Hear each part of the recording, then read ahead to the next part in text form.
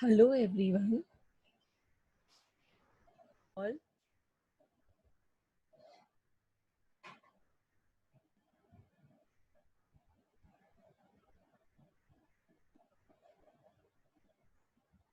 here. Today the chapter which we are going to start is final accounts and statutory requirement for banking companies. In short, final accounts of banking companies. Now, final account is not new for you all. You all are being doing final accounts from your 11th standard. Now, it is almost 6 years that you are doing your final accounts. So, you have done your final accounts of sole trading concern, manufacturing, final account of companies, final account of partnership. Today we will be doing final accounts of banking companies. So final account का जो basic है वो हमेशा same रहेगा. यहाँ पे also the basic of final account remains the same. Only what changes is the presentation, is the form of presentation. सो यहाँ पे भी आपका जो बेसिक है फाइनल अकाउंट का सेम है. तो क्या डिफरेंट है? डिफरेंट है फॉर्मेट.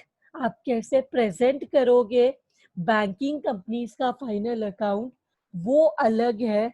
बाकी सब कुछ सेम है. तो ये फॉर्मेट बेस्ड चैप्टर है जो हम लोग आज शुरू कर रहे हैं. ये करने से पहले let us understand something about banking companies. Now, what do you mean by banking?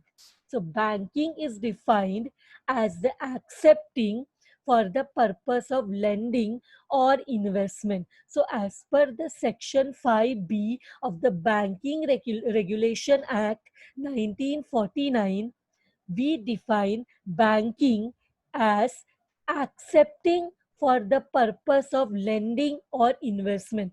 मतलब बैंक्स क्या करते हैं, कॉमन पब्लिक से पैसे एक्सेप्ट करता है. अब ये पैसे एक्सेप्ट क्यों करता है? For the purpose of lending.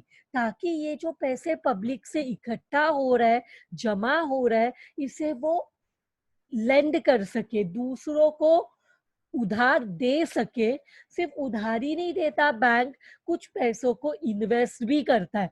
So banking is defined as the accepting for the purpose of lending और इन्वेस्टमेंट ऑफ. अभी क्या, as I told you, what will it lend? It should have something to lend. कुछ भी देने के लिए पहले कुछ होना चाहिए. So what does it lend? What does banking lend? Banking lend deposits of money collected from public.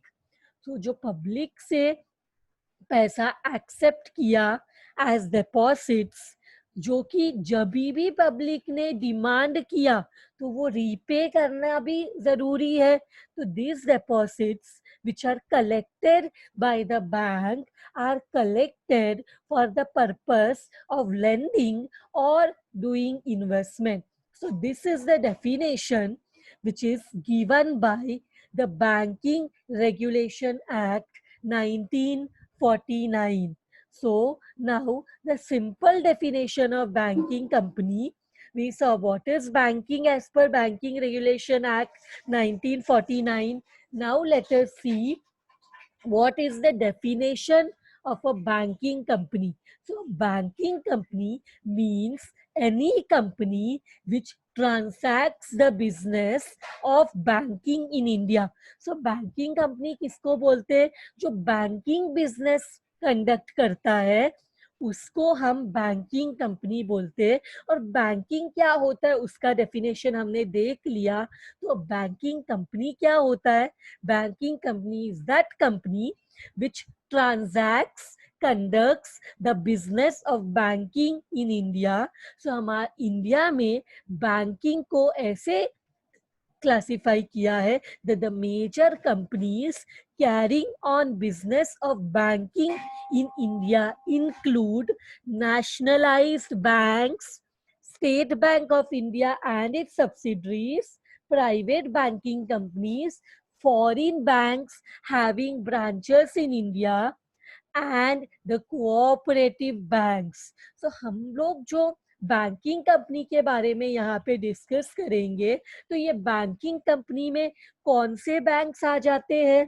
Banking companies means it can be a nationalized bank, it can be State Bank of India and its subsidiaries. It can be any private banking company.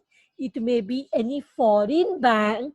Foreign bank means it is a bank which is from the foreign country, but it is having its branches in India. And lastly, the cooperative banks. So these are the banks जिसके बारे में हम यहाँ पे study करेंगे. हमें ये bank के बारे में स्टडी नहीं करना. हमारे लिए फोकस क्या रहेगा ये चैप्टर में? हमारे लिए फोकस है कि ये जो बैंक्स है ये अपना फाइनल अकाउंट्स कैसे प्रिपेयर करते हैं, ये अपना फाइनल अकाउंट्स कैसे प्रेजेंट करते हैं in front of the public. So that is what we will be doing in this chapter.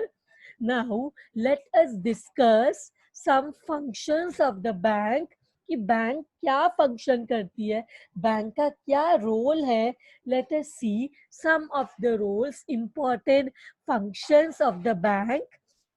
The first function of the bank is to receive deposits withdrawable by check, draft, etc. तो bank का सबसे पहला function क्या है कि सबसे पहले bank को के पास पैसे होना चाहिए. तो ये पैसे बैंक को किससे मिलता है? ये पैसे बैंक को पब्लिक से मिलता है. And these people who deposit money in the bank are then termed as the account holders of the bank. So bank gets the money from the public, and those public who have given money to the bank, that is deposits to the bank, are the account holders of the bank who as and when require or demand their money has to be given by the bank. अगर कभी भी आपने, देखो आप bank में अपना पैसा रखते हो तो आप अकाउंट होल्डर हो जाते हो बैंक के. आप बैंक में कोई भी अकाउंट में सेविंग कर, अगर आप बिजनेस अकाउंट होल्ड बिजनेस हो करते हो तो आप करंट अकाउंट मेंटेन करोगे या कोई fix deposit. It can be any way you give money to the bank. Now whenever you demand the money, आपको जब भी पैसे की जरूरत है आप क्या करोगे? तुरंत बैंक में जाते हो, या तो आप चेक सबमिट करते हो या आप ड्राफ्ट सबमिट करते हो, और आप क्या करते हो? वो पैसे आपको, जो आपके पैसे हैं वो आप कभी भी बैंक से निकाल सकते हो. क्या बैंक आपको कभी ऐसे बोल सकती है कि मेरे पास पैसे नहीं है, मैंने तो सारे पैसे किसी और को लेंड कर दिए? क्या have you ever received this kind of answer from the bank? Can bank give this kind of answer to its account holders, deposit holders? No. The moment अगर बैंक ने कुछ ऐसा जवाब दिया कि पैसे नहीं है, तो ये तो बैंक का आखिरी दिन होगा. All the people will get panic, panic हो जाएंगे, डर जाएंगे. फिर वो लोग क्या करेंगे? अपना पैसा मांगेंगे. बैंक बंद हो सकता है. ऐसा अगर आंसर बैंक ने दिया कि पैसे नहीं है, then it will create a negative impact of the bank in front of the public, and this can be a very bad news for the bank. So here, first function of the bank, I request you, please keep your uh, earphones on mute. Whenever you have any doubt, you can unmute and you can clear your doubt. Or else what you can do best solution is you can put your doubt in the chat box so that we will be able to, 1 minute, huh?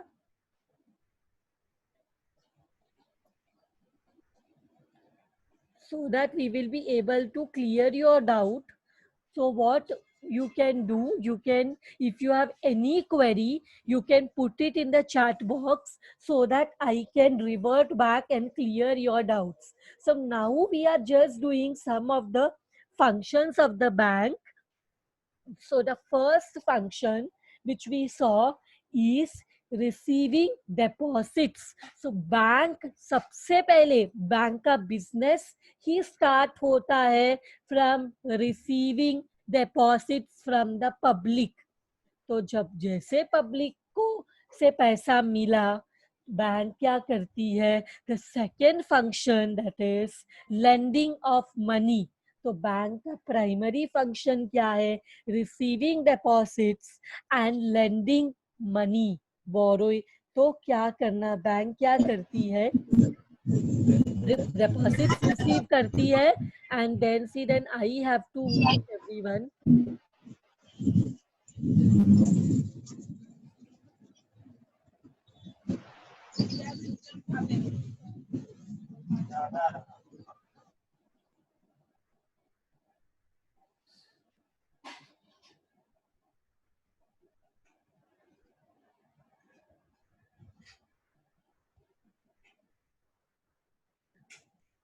Let me start now. So as we discussed, the functions of the bank include receiving deposits, and the second one is lending of money. So now when bank lends money again to the public, receives money from the public as deposit, जिनके भी पास access पैसा है तो वो लोग क्या कर सकते हैं, बैंक में, या उनको अभी फिलहाल इतने पैसे की जरूरत नहीं है एंड घर में पैसा रखना इज वेरी रिस्की.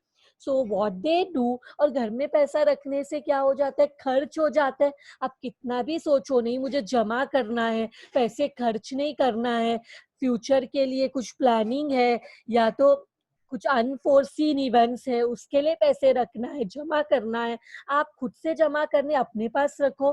कभी भी पैसा जमा नहीं, आप कैसे ना कैसे कुछ तो कुछ खर्चा आएगा. you will what you will do, you will spend your amount, your savings. So the best solution is to keep the money in the bank.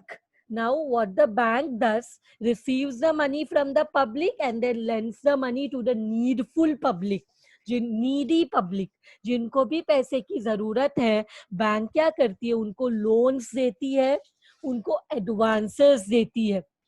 So advances में there may be loans given by the bank to the needy people who are in requirement of money.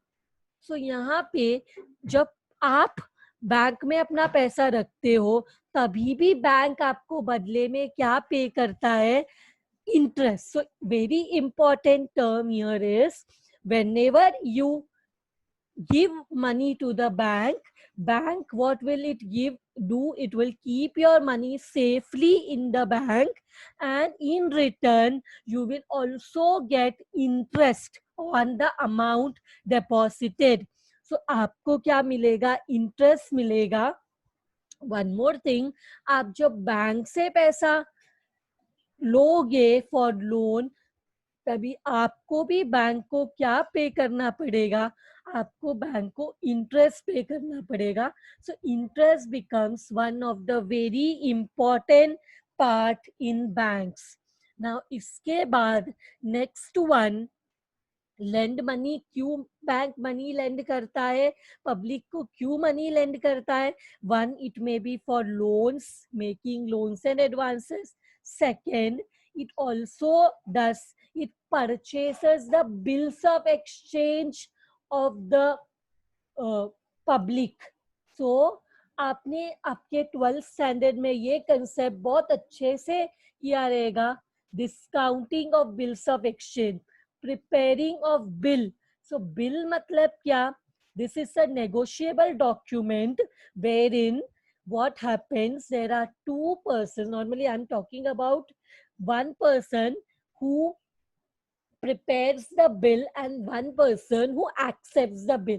यहाँ पे क्या होता है, suppose मैंने क्या किया, मैंने कुछ प्रोडक्ट्स खरीदा और उधार में खरीदा, तो जिनसे मैंने उधार में खरीदा वो चाहेगा कि मैं उसको पैसे दूं, और उसको अगर ज्यादा श्योरिटी चाहिए कि मैं कौन से दिन में पैसा देने वाली हूँ, तो फिर वो क्या करेगा, बिल ड्रॉ करेगा उतने अमाउंट के लिए। सपोज मैं 3 महीने बाद पैसा देने वाली हूँ, तो 3 महीने के लिए बिल बनाएगा, एंड उसको ये पता होगा एग्जैक्टली कौन से डे में उसको पैसा मिलने वाला है। लेकिन अगर उसको कभी भी पैसा, अगर सपोज 3 महीने बाद मिलने वाला है, लेकिन उसको अगर 1 महीने बाद ही पैसे की जरूरत है, तो वो क्या करेगा, उसने तो 3 महीने का टाइम दिया है, बिल 3 महीने का, वो 3 महीने से पहले he cannot disturb the person, me, because he have given me 3 months time. So what he does, he goes to the bank and discounts the bill which have been signed by me. तो अब जब 3 महीना होगा, तो अब मैं इसको नहीं पैसे दूंगी, मैं डायरेक्टली जाके बैंक को पैसे दूंगी। तो ये सिचुएशन में भी बिल्स के ऊपर भी बैंक क्या करता है, पैसे लेंड करता है पब्लिक को। और यू में से the drawer of the bill, जो बिल ड्रॉ करता है उसको हम बोलते हैं ड्रॉअर, और जो बिल को एक्सेप्ट करता है दैट फ्यूचर में पैसा पे करेगा इज द ड्रॉई। सो यहाँ पे इन दैट कंसेप्ट ऑल्सो यहाँ डिपेंड करता है when money is lended by the bank. So it may be as loan advances or it may be for the purpose of the bill. तो इसके अलावा bank का क्या फंक्शन है, हमने देखा बैंक का मेन फंक्शन है receiving deposit and lending loans. उसके अलावा बैंक में what the bank may do, bank may making investments on its own account or for the customer। Bank के और फंक्शंस क्या हो सकते हैं, बैंक का फंक्शन क्या हो सकता है कि बैंक में मेक इन्वेस्टमेंट। अब जैसे मैंने स्टार्टिंग में बैंकिंग के जो डेफिनेशन था उसमें ही बताया था कि बैंक क्या कर सकता है, बैंक जो पैसा मिलता है एज डिपॉजिट उसको बैंक या तो लोन के पीछे खर्च कर सकता है, तो लोन दे सकता है, या तो उसको partly it will give loan and partly it will make investments। So bank loan भी दे सकता है या तो बैंक इन्वेस्टमेंट भी कर सकता है ना। इन्वेस्टमेंट बैंक खुद के अकाउंट में भी कर सकता है, या तो investment can be done for its customers also, for its account holders also. If an account holder appoints the bank as its agent कि आप मेरे बदले में you do this purpose of investment on my behalf, so bank can do the investment on behalf of the customer also, and bank can make investment for its own account, for its own purpose also। so इसके अलावा और क्या function हो सकता है bank का, bank में transfer money from place to place by issue of demand draft, telegraphic transfers, traveler check, and also bank may act as a person for collection, may act as a medium, I should say bank may act as a medium for collection of bills। so bill collection करना है, discounting bill का collection करना है, so bank may act as a medium for collection of bills। and another function of the bank may be issuing letter of credit। so letters of credit can also be given in purpose of foreign trade। letter of credit can be issued by the bank for an on behalf of the person involved in the foreign trade। so after this, what are the other functions which bank may conduct? that is safe custody of securities and valuable। So nowadays banks also provide locker facility wherein bank may act as a safe custody of your securities and valuables. Bank can also issue guarantees on behalf of its customers, so issuing guarantees on behalf of its customers, and bank may deal in buying and selling of foreign exchanges, buying and selling of foreign exchange. And lastly, bank can also act as a manager to the companies during issue of shares. Means bank क्या कर सकता है, it में act as a manager to the companies during its share issue procedure. So these are some of the functions of the bank which we discussed today. And after this, what we will be doing is, let us see in this chapter what all is there for you all. So सबसे पहले we will be preparing final accounts. Now as you all know, final accounts means what? There will be a balance sheet and there is a profit and loss account. So in this chapter, what we will be doing is, we will be doing a format of balance sheet. So I will be explaining you the format of balance sheet and the format of profit and loss account. Apart from this, we have total 16 schedules. Now schedules क्या होता है? जैसे आपने companies final account में notes to account देखा है, सिर्फ नाम अलग है बट काम वही है. So notes to account and schedules are nothing but the same.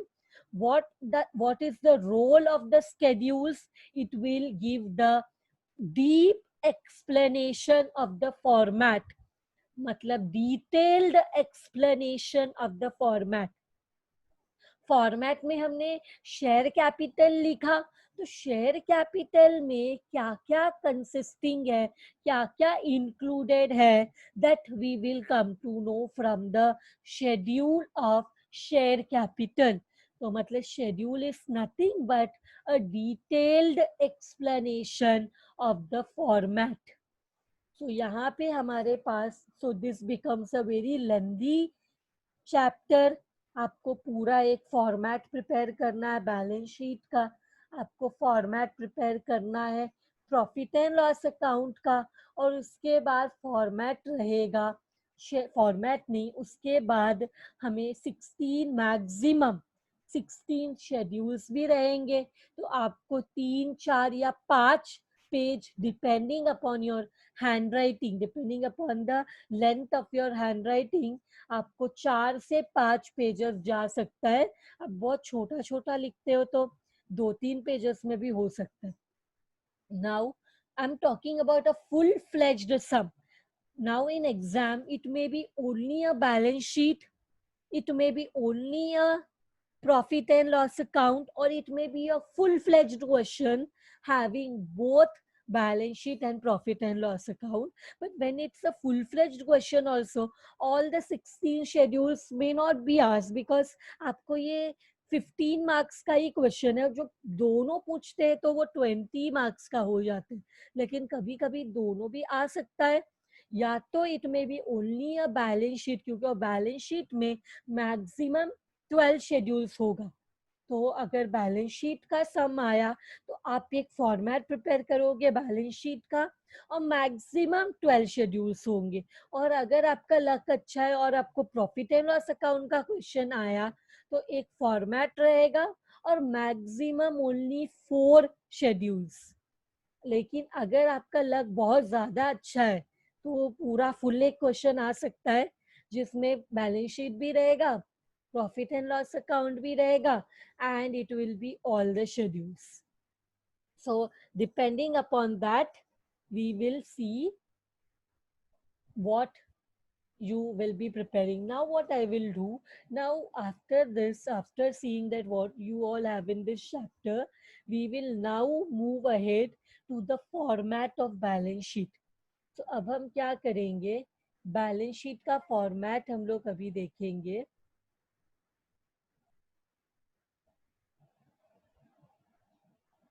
Let me share the screen now.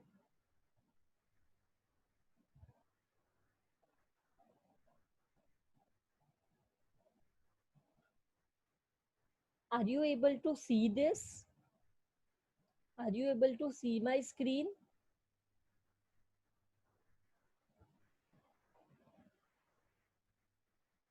Please write down in the chat if you're, yeah, okay, thank you so much. So I suppose you are able to see this format. This is the format of the balance sheet. So आज के lecture में हम क्या करते हैं, format of balance sheet में तुम लोग को एक्सप्लेन कर देती हूँ. तो पीएनएल अकाउंट हम लोग नेक्स्ट लेक्चर में देख लेते हैं, या तो नेक्स्ट लेक्चर में हम इसका सम्स भी देख सकते हैं. तो सबसे पहले let us see what we will be doing in the next lecture, but वो बाद में देखते हैं. But what we will be doing in this lecture is important. So in this lecture we will be discussing on the form of balance sheet. Exhibit 1, form of balance sheet, which is also called as form A. Balance sheet में जो dash दिया गया है ना, हाँ, balance sheet में जो dash दिया गया है वहां पे you should enter the name of the company.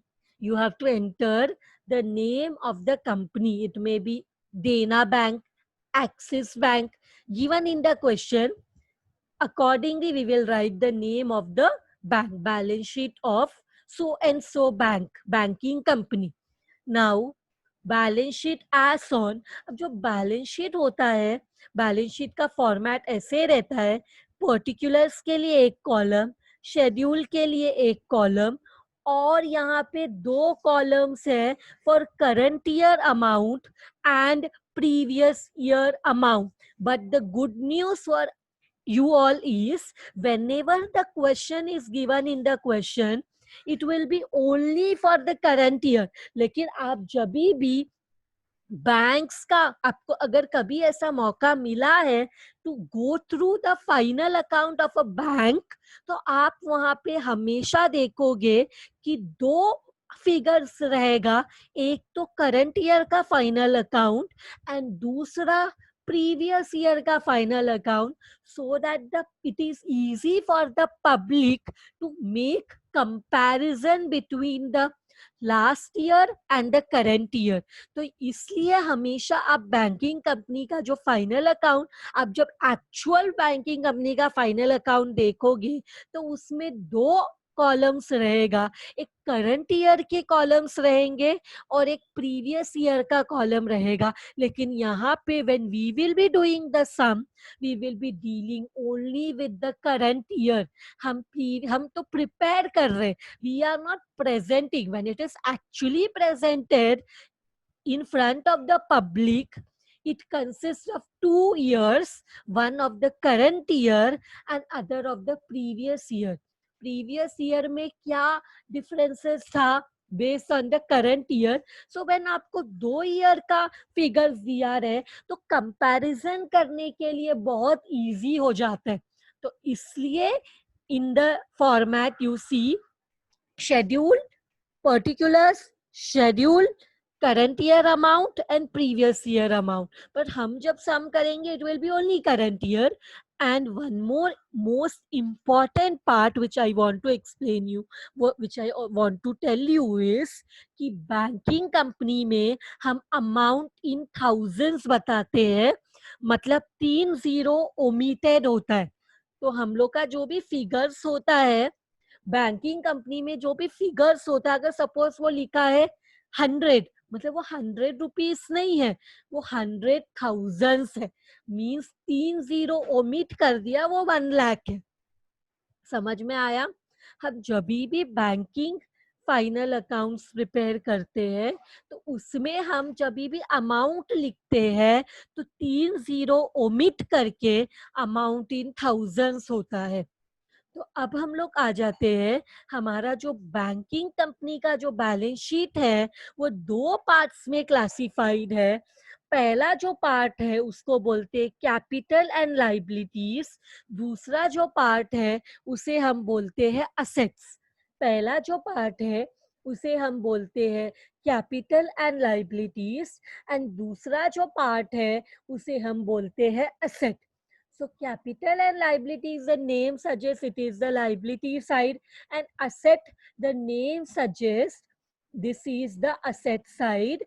And as you all know that balance sheet में liability का total और asset का total हमेशा equal रहता है। तो हमारा जो बैंकिंग कंपनी का फाइनल अकाउंट का बैलेंस शीट है वो भी कुछ अलग नहीं है। यहाँ पे भी हम हमेशा देखेंगे कि लाइबिलिटी का टोटल और असेट का टोटल सेम रहेगा। तो यहाँ पे सबसे पहला शेड्यूल, शेड्यूल नंबर 1 है हमारा कैपिटल का। तो कैपिटल में क्या हो सकता है, कैपिटल में it will be the share capital. जो भी कैपिटल दिया रहेगा क्वेश्चन में हम यहाँ पे लिखेंगे। इसके अलावा next one after capital it is reserves and surplus। Capital के बाद नेक्स्ट शेड्यूल क्या है, नेक्स्ट आइटम क्या है जो हम बैलेंस शीट में लिखते हैं, वो है reserves and surplus. Here I would like to mention that every banking company has to compulsorily transfer 25% of its current year profit to statutory reserve.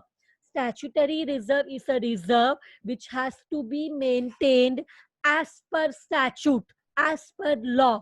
तो कंपलसरी है हर एक बैंकिंग कंपनी को कि अपने प्रॉफिट का 25% हिस्सा, करंट ईयर प्रॉफिट का 25% transfer किया जाए स्टैट्यूटरी रिजर्व में। तो रिजर्व एंड सरप्लस में क्या होता है, रिजर्व एंड सरप्लस में सारे रिजर्व्स होते हैं। जैसे for example now this is the schedule of capital. तो यहाँ पे क्या है, शेड्यूल ऑफ कैपिटल में फॉर नेशनलाइज्ड बैंक, जो नेशनलाइज्ड बैंक होता है उसका पूरा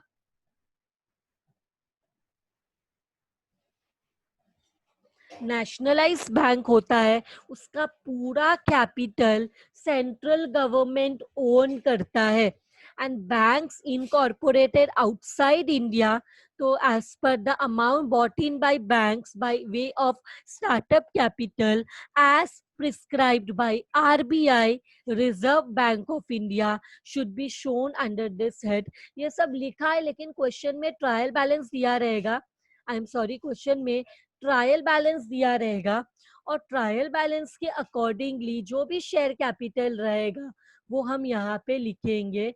तो अदर बैंक्स का नॉर्मली देखो इट में भी नेशनलाइज्ड बैंक का तो पूरा सेंट्रल गवर्नमेंट ओन करता है, एंड बाकी banks foreign banks it is RBI which decides कि how much amount should be maintained. And other banks के लिए authorise capital, issued capital, subscribed capital, called up capital, और अगर कुछ भी अनकॉल्ड रहेगा, लेस कॉल्स इन एरियर्स रहेगा तो लेस करेंगे, फोरफिटेड शेयर्स रहेगा ऐड करेंगे। देखो यहाँ पे जैसे I assume that you all know what is authorized capital, it is the registered capital of the company. What is subscribed capital, it is the shares which are being subscribed, purchased by the public, called up, this amount is called by the company, banking company ने इतना पैसा मंगाया है, subscribe मतलब इतना shares को public ने खरीदा है, सब्सक्राइब किया है। कॉल्स इन एरियर मीन्स इतना पैसा पब्लिक ने, शेयर होल्डर्स ने पे नहीं किया, इतना पैसा शेयर होल्डर ने शेयर का पे नहीं किया तो उसको अनकॉल्ड या अनपेड बोलते, calls unpaid. Forfeited means cancelled shares. तो ये शेयर कैपिटल का शेड्यूल हो गया।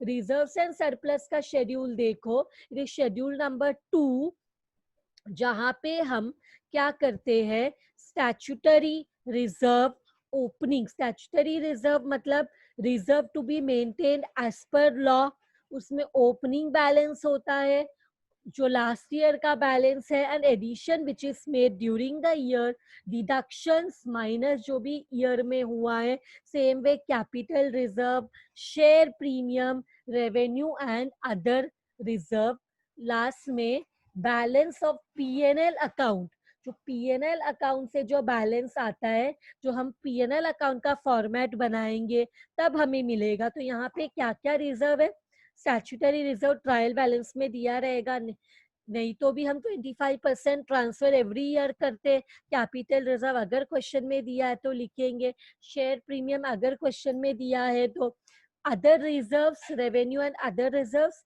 एंड लास्ट में balance of profit and loss account. ये तो हम फॉर्मेट ही प्रिपेयर करने वाले हैं। इसके ये हो गया, इस सबको ऐड करेंगे तो हमें हमारा रिजर्व्स मिल जाएगा। इसके बाद now let us come to our format. तो हमारे फॉर्मेट में हमारे पास कैपिटल है, रिजर्व एंड सरप्लस है, फिर आता है deposits. Now what do you mean by deposits? Now deposits means fixed deposit, current account deposit, then we have saving account, recurring account deposits। deposits मतलब ये लाइबिलिटी है बैंक के लिए। बैंक जो पब्लिक से पैसा कलेक्ट करता है, वो सब जब भी पब्लिक ने डिमांड किया तो उसे वापस भी करना है। So that is deposits। deposits means what? deposits may be fixed, saving, current account, recurring deposit. तो ये क्वेश्चन में दिया रहेगा हमें, जो जो भी दिया है लाइबिलिटी, मतलब ट्रायल बैलेंस क्वेश्चन में दिया रहेगा। तो ट्रायल बैलेंस के लाइबिलिटी कौन से साइड में होता है? क्रेडिट साइड में। तो समझ जाओ ये सब डिपॉजिट है और इसके ऊपर इंटरेस्ट पे करना पड़ेगा, डिपॉजिट्स के ऊपर इंटरेस्ट पे करना पड़ेगा। एंड रिजर्व, तो मतलब फिर से एक बार रिवाइज करते, पहले कैपिटल होता है, फिर रिजर्व एंड सरप्लस होता है, फिर डिपॉजिट्स, फिर आता है बोरोइंग्स, फिर आता है क्या? बोरोइंग्स, फिर आएगा बोरोइंग्स। तो बोरोइंग्स मतलब अब बैंक जिनसे पैसा बोरो करती है, बैंक किससे बोरो कर सकती है? बैंक बोरो कर सकती है आरबीआई से। बैंक को अगर कभी भी देखो नॉर्मल हमें फॉर पर्सनल रीजन में, अगर तुम्हें, you all being the students, अगर तुमको पैसे की जरूरत पड़ी तो you all can ask your parents, you all can ask your friends, you all can ask your relatives, or you all can go to bank and borrow money। तो मतलब there are other, like there are some options if you think about borrowings। तो bank के, तो ये chapter में हमें हमेशा bank के पॉइंट ऑफ व्यू से सोचना। तो एक चीज बहुत इंपॉर्टेंट है, हमने दिमाग में डाल लो कि ये चैप्टर में हमें बैंक के पॉइंट ऑफ व्यू से सोचना। तो बैंक किससे बोरो करेगी बताओ?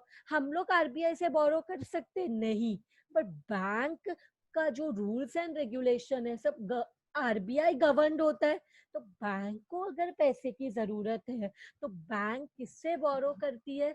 बैंक बोरो करती है आरबीआई से, रिजर्व बैंक ऑफ इंडिया से।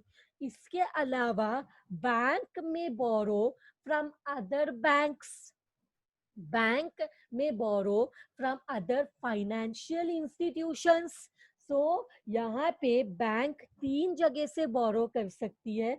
सबसे पहले आरबीआई से, फिर अदर बैंक से, या तो it may borrow from other financial institutions. So borrowing समझा? बोरोइंग मतलब बैंक को अगर पैसे की जरूरत हो तो बैंक किससे बोरो कर सकती है? Bank can borrow from RBI, other banks and financial institutions। Now bank में बोरो within the country और बैंक में बोरो आउटसाइड द कंट्री। जैसे क्वेश्चन में दिया रहेगा, दोनों को ऐड करके विद इन द कंट्री जो बोरोइंग्स किया है, आउटसाइड द कंट्री जो बोरोइंग्स किया है, सबको ऐड करके हमें टोटल बोरोइंग्स मिलता है। This is schedule number 4। schedule number 3 was deposits. Now last part of the liability side after borrowings is other liabilities and provisions. अब इसके अलावा अदर लाइबिलिटी क्या हो सकती है? जो भी देखो अभी हमारे पास सिर्फ 5 ही शेड्यूल्स हैं. पहला वाला कैपिटल, इसमें शेयर कैपिटल आता है, रिजर्व्स में सारा बैंक का सेविंग्स आता है, डिपॉजिट में आता है saving bank deposit, fixed deposit, current deposit, जो भी डिपॉजिट के जरिए बैंक ने पैसा इकट्ठा किया है पब्लिक से. बोरोइंग्स मतलब बैंक ने जो बोरो किया है. इसके अलावा लास्ट में जो है वो है अदर लाइबिलिटी. अब जो बच गया इसका नोट्स देखते हैं, अदर लाइबिलिटीज का नोट्स देखते हैं हम. सो अदर लाइबिलिटीज के नोट्स में आता है, अदर लाइबिलिटीज के नोट्स में आता है बिल्स पेएबल. अगर बैंक को किसी को पैसा पे करना, बिल्स को पे करना है तो बिल्स पेएबल रहेगा. Bills payable, bills of exchange payable. और हो सकता है inter office adjustment. Inter office adjustment मतलब क्या?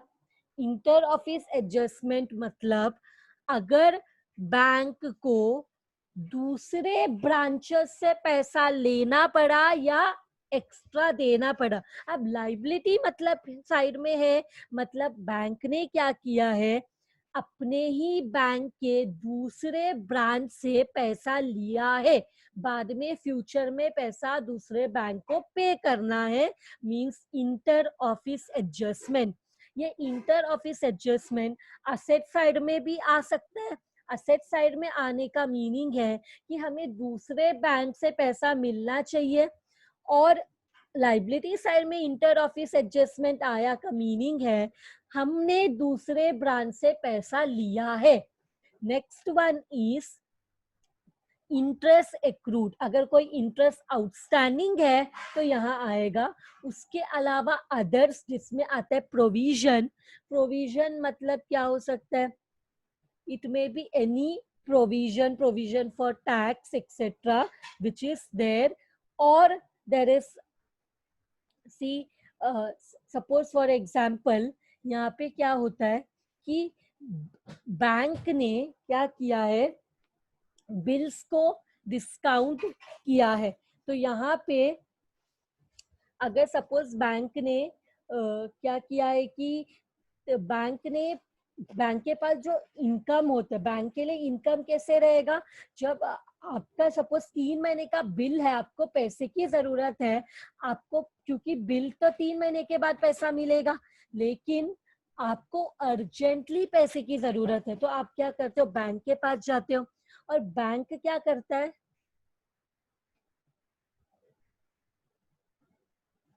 बैंक के पास जाते हो, बैंक क्या करता है? आपका बिल लेकर आपको पैसे दे देता है. लेकिन क्या बैंक आपको तुरंत सारा पैसा देगा?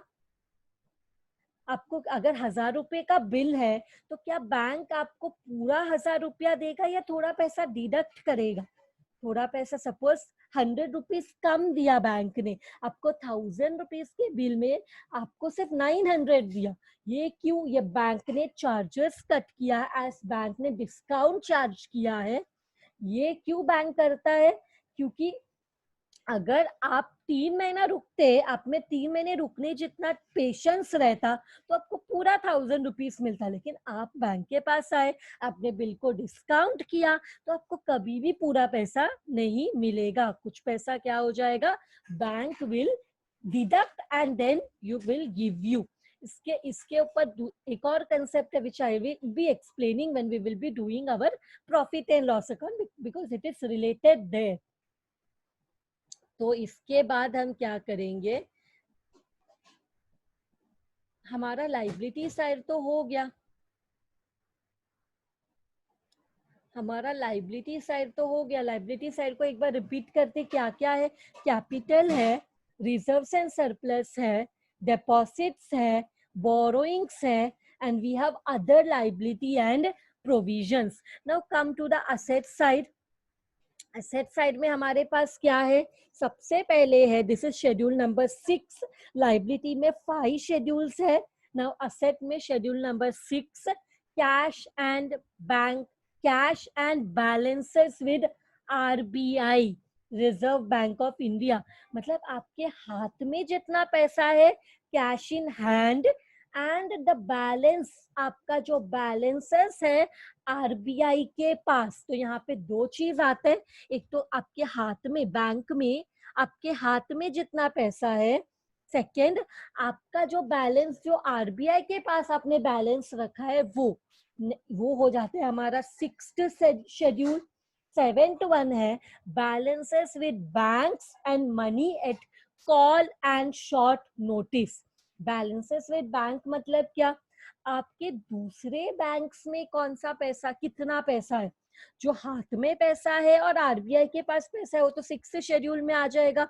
7th शेड्यूल में क्या आता है, बैलेंसेस विद बैंक, आपके दूसरे बैंक्स में कितना पैसा रखा हुआ है और आप कौन से रूप में, आप और आपने दूसरे बैंक में कॉल एंड शॉर्ट नोटिस में कितना पैसा रखे ना। What do you mean bye money at call and short notice? Money at call and short notice means आपने अगर फॉर एग्जाम्पल अर्जेंट लिक्विडिटी के लिए, जैसे फॉर एग्जाम्पल कभी अगर बैंक कस्टमर्स आके आपसे कभी भी पैसा मांगे तो आपको देना है। एक दिन में बहुत ज्यादा लोग आ गए और पैसा मांग रहे, जैसे अभी सिचुएशन है, when all our savings at this COVID period, when proper salary we are, people are not getting, and businesses are suffering losses at this time, people will require their money, saving money now, they will require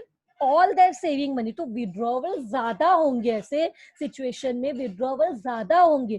और अब जब withdrawal ज्यादा हो रहा है तो क्या bank ये रीजन दे सकते हैं आज बहुत ज्यादा लोग आए तो हमारे पास पैसे नहीं है? ऐसा आंसर बैंक से हम एक्सपेक्ट नहीं कर सकते।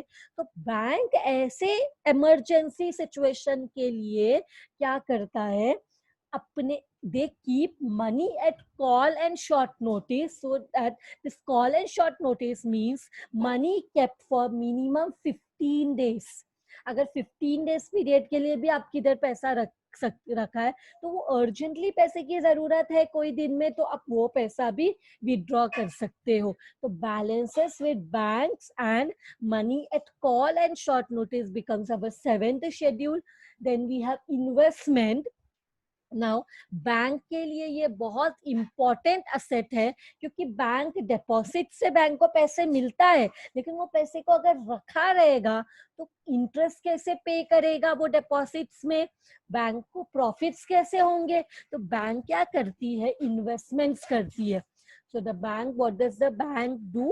Bank does the investments. So I will show you the schedule of investment.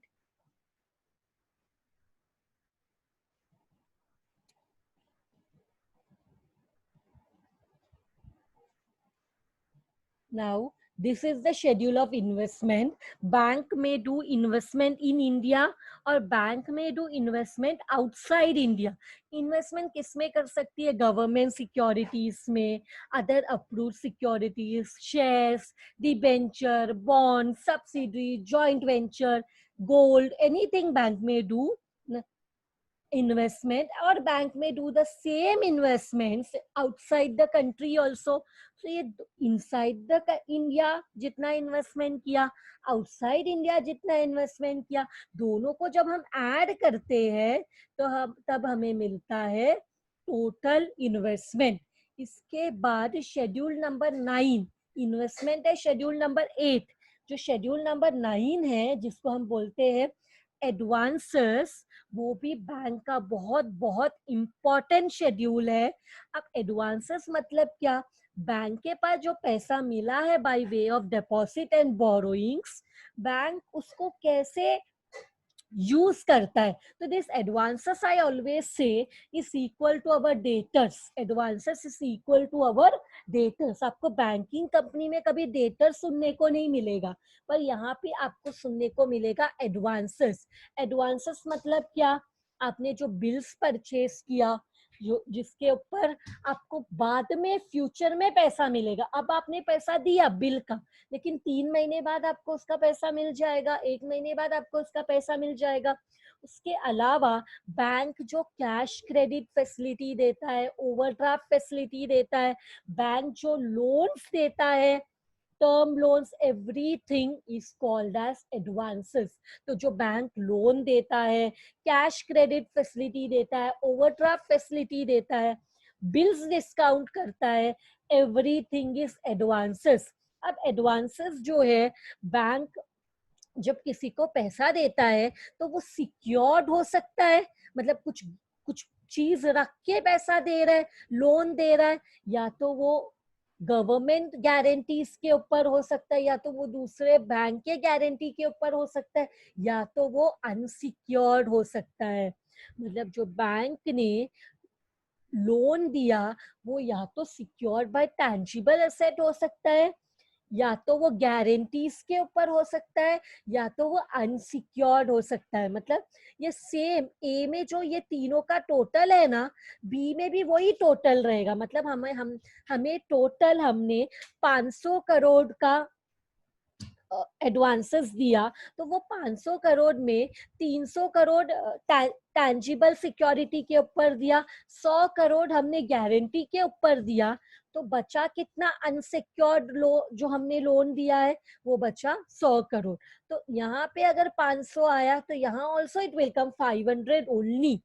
And then they do one more classification, that is advances जो हमने इंडिया में लोन दिया है, cash credit facility, bills discount जो India में किया है, और जो हमने आउटसाइड इंडिया दिया है। तो किधर दिया, प्रायोरिटी सेक्टर में दिया है, पब्लिक सेक्टर में दिया है, लोन्स बैंक्स को दिया है, किसी अदर्स को दिया है। तो in India also same, outside India also same. तो हमारा ये टोटल भी सेम रहेगा, ये भी सेम रहेगा, और ये दोनों को ऐड करके, इन इंडिया आउटसाइड इंडिया दोनों को ऐड करके हमें सेम अमाउंट मिलेगा। इंडिया में जितने एडवांसेस दिए और आउटसाइड इंडिया जितने एडवांसेस दिए, 300 करोड़ इंडिया में दिए, 200 करोड़ बाहर के देश में दिए, तो पूरा मिला के हो गया 500 करोड़। और ऊपर क्या देखा था हमने, जो एडवांसेस दिया, एडवांसेस हमेशा तो बिल्स परचेस होगा, कैश क्रेडिट होगा, ओवरड्राफ्ट होगा, या तो it will be any loan repayable on demand, और it may B term loans, 1 साल के लिए, 2 साल के लिए, 10 साल के लिए, 20 साल के लिए जो भी लोन दिया, it may be that amount term loans. तो उसके बाद नेक्स्ट वन, वो कैसे सिक्योर्ड है, अनसिक्योर्ड है, गारंटी के ऊपर दिया, that is our schedule number 9। Then we have our schedule number 10। Schedule number 10 है फिक्स्ड असेट। शेड्यूल नंबर 10 है फिक्स असेट। और बैंक के लिए सबसे इंपॉर्टेंट असेट होता है उसका प्रीमाइसेस। बैंक के लिए सबसे इंपॉर्टेंट असेट होता है, ये एक्चुअली दिख रहा नहीं होगा, but it is premises. Bank के लिए सबसे इंपॉर्टेंट असेट होता है उसका प्रीमाइसेस, और उसके अलावा होता है अदर फिक्स असेट, जिसमें फर्नीचर फिक्सचर सब आ जाते हैं। तो जो भी डेप्रिसिएशन होगा वो हम लास्ट ईयर का कॉस्ट बताएंगे, डेप्रिसिएशन रहेगा, ऐड करेंगे। और अगर कुछ एडिशन डिडक्शन हो गया, मतलब हमने कुछ और फर्नीचर खरीदा, कुछ और प्रीमाइसेस, 1 फ्लोर का बैंक था, हमने एक और फ्लोर इंक्रीज किया, एडिशन किया, हमने कुछ बेच दिया हमारा फर्नीचर, बैंक का एक साइड बिल्कुल यूज नहीं हो रहा था, वो हमने सेल ऑफ कर दिया, तो इट में भी एडिशन, डिडक्शन एंड डेप्रिसिएशन। तो ये क्वेश्चन में पूरा दिया रहेगा, तो टेंशन नहीं लेना है। लास्ट शेड्यूल जो बैंक में रहता है उसको हम बोलते हैं अदर असेट्स। क्या बोलते हैं? Other assets. अब अदर असेट्स में क्या आते हैं? Inter office adjustment. क्या आते हैं? Inter office adjustment. अभी इंटर ऑफिस एडजस्टमेंट क्या होता है? इंटर ऑफिस एडजस्टमेंट मतलब जैसे मैंने आपको बताया था, बैंक को दूसरे ब्रांच से भी पैसा ले सकता है। तो अगर बैंक ने दूसरे ब्रांच से पैसा लिया तो वो लाइबिलिटी है, क्योंकि वापस करना है। पर दूसरे ब्रांच ने अपने से पैसा लिया तो अपने को फ्यूचर में पैसा मिलेगा, तो इंटर ऑफिस एडजस्टमेंट असेट में आएगा। अगर पैसे फ्यूचर में मिलने वाला है तो inter office adjustment will be asset, अगर पे करना है तो इट विल बी लाइबिलिटी। हमें ज्यादा टेंशन नहीं लेना।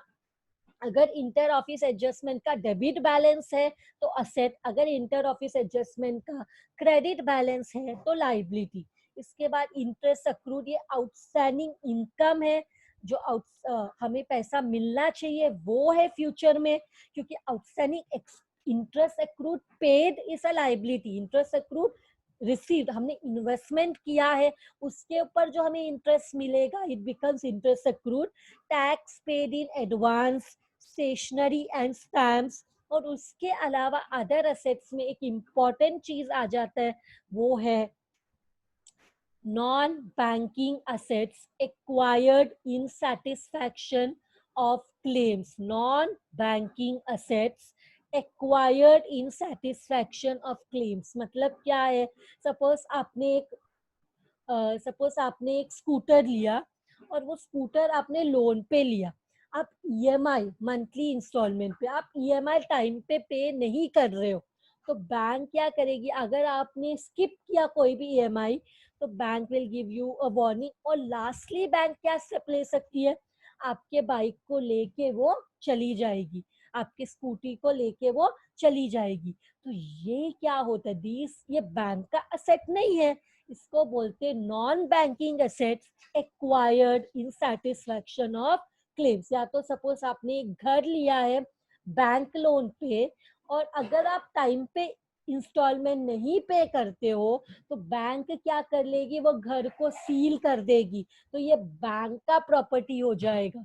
तो this is known as non banking assets acquired in satisfaction of, in non satisfaction of claims. मतलब बोलते हैं क्लेम्स को sorry sorry non banking assets acquired in satisfaction of claims, claims को सेटिस्फाई करने के लिए ये असेट्स को बैंक ने एक्वायर कर लिया, जब्त कर लिया।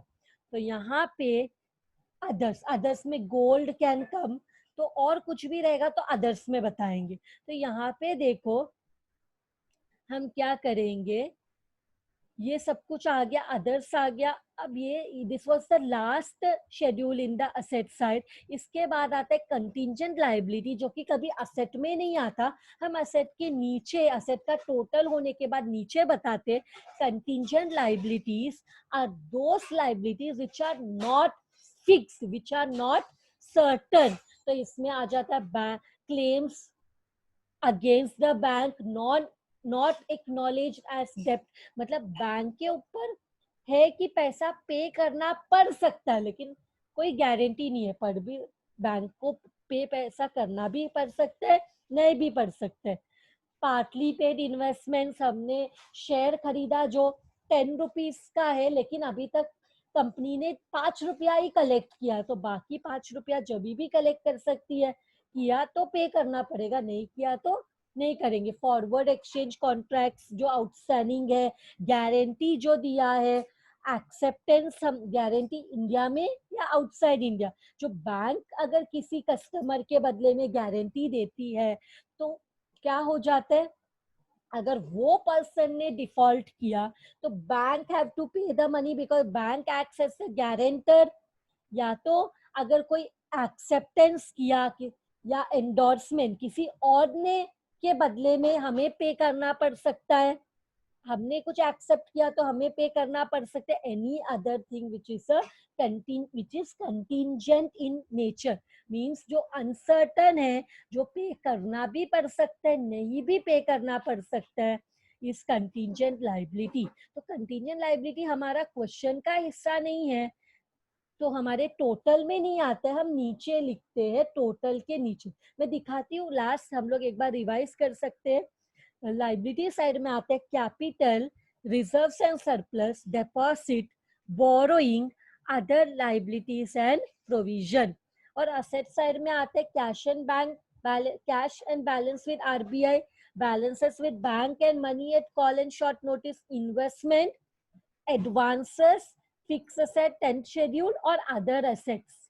मतलब हमारा 6th शेड्यूल है cash in hand, and balance with RBI 7th है, balance with bank and money at short and call and short notice, फिर इन्वेस्टमेंट, एडवांसेस, फिक्स असेट, और लास्ट है अदर असेट 11th शेड्यूल। जब हम इसका सबका 6 से लेके 11 तक जब हम टोटल करते हैं तो 1 से लेके 5 तक का जो टोटल है वो, ये 1 से लेके 5 तक का जो टोटल है और 6 से लेके 11 तक का जो टोटल है वो हमेशा सेम रहता है, तब हम बोलते हैं कि बैलेंस शीट जो है वो टैली हो गया। इसके बाद कंटीजेंट लाइबिलिटी का जो भी अमाउंट रहेगा इधर नीचे लिखेंगे। और अगर बिल्स फॉर कलेक्शन, ये हमेशा क्वेश्चन में दिया रहता है तो बिल्स जो कलेक्शन के लिए गया है वो कितना अमाउंट है वो हम अलग से इधर बताएंगे। Bills for collection will always be shown separately in banking final accounts that will be given in the question। हमें सिर्फ अमाउंट बिल्स फॉर कलेक्शन करके इधर लिखना है कंटीजेंट लाइबिलिटी के नीचे। तो आज के लिए हम लोग सिर्फ इतना करते हैं। नेक्स्ट लेक्चर में we will do profit and loss account का एक्सप्लेनेशन, फॉर्मेट का एक्सप्लेनेशन।